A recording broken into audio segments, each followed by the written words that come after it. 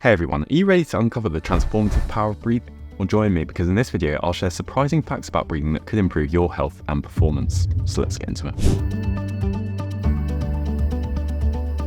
So this was a classic case of me not knowing what I didn't know, if that makes sense. So this is a kind of unknown. I'm always on the lookout for ways to improve my life or health or performance, particularly if it's a simple, easy way. But I always found breathing to be almost too simple. I just thought, how could your breathing possibly influence your health and performance? So it was always a bit of a blind spot for me, to be honest. I did, however, understand the problems that could be caused by not breathing properly. So there's a bit of a history of sleep apnea in my family. So that's where you essentially stop breathing while you sleep, puts quite a lot of stress on your heart and respiratory system. And so I knew that there was some serious downsides if you didn't breathe properly. So I didn't really understand that you could train your breathing and elicit better health and performance. So it was a massive blind spot for me. So this was clearly a case of my ignorance and ego getting in the way of knowledge and growth. So perhaps I had some limiting beliefs around what the breath could do for me. And so it wasn't until I came across Wim Hoff's book, The Wim Hoff Method, that I started to take breathing seriously. I found my way to him through ice baths because that's something I already really enjoyed. I found from Lido swimming in the spring that I loved cold water exposure, and I got this amazing feeling afterwards. So I was already hooked on cold water. But the other element of Wim Hof's method is breathing. So I decided to just give it a go. I tried his breathing for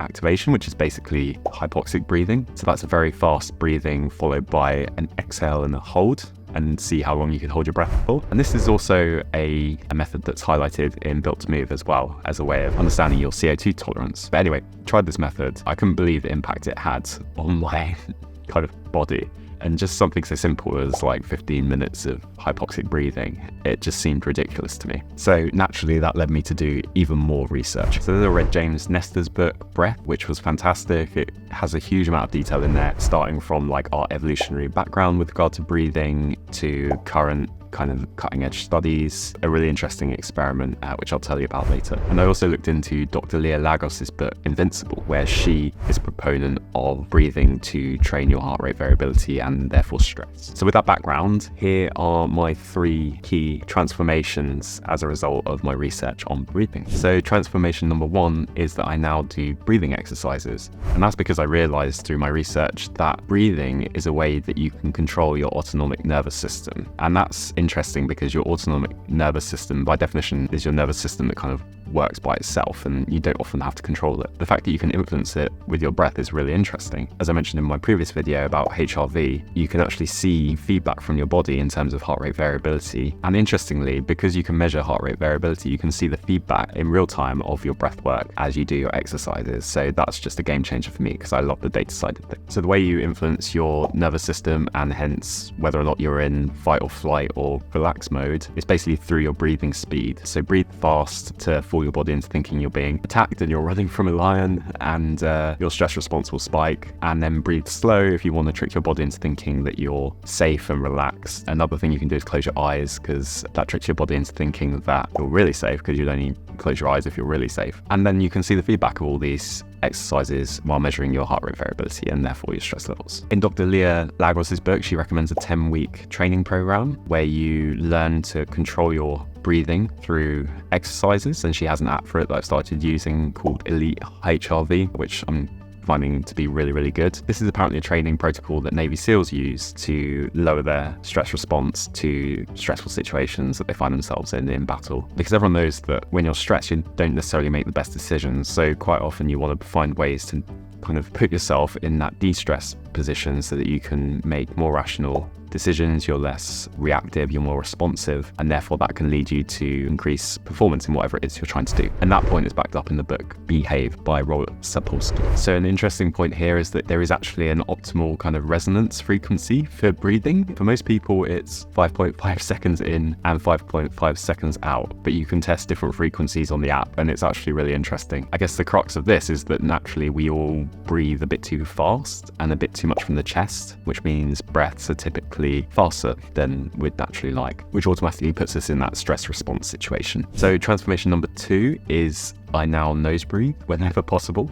And that's because we evolved to nose breathe. I didn't actually know this before I started reading these books. But yes, we evolved to breathe through our nose. Why? Because it naturally kind of cleans the air and also creates more humidity in the air, which makes it easier for the body to process. It also encourages belly breathing, which is a much deeper breath using the diaphragm versus chest breathing, which typically is what your mouth uses. And that allows more oxygen to be utilized by the body. I found it fascinating to learn that we evolved to breathe through the nose. The reason why we have a nose on the outside of our face compared to a lot of chimps, for example, that have a nose kind of embedded is because while breathing through the nose was very important, having a bigger brain was even more important. So our big brain kind of pushed our nose out onto the front of our face and actually rendered it slightly worse at kind of breathing than our kind of chimp cousins. So we have to deal with that. I think having a big brain's better, but just interesting to note that nasal breathing is exactly how nature intended us to breathe. So the mouth is a backup breathing system, which is another interesting point. So an evolution again has built in some redundancy into a system that really can't fail. So breathing is so fundamental that we obviously need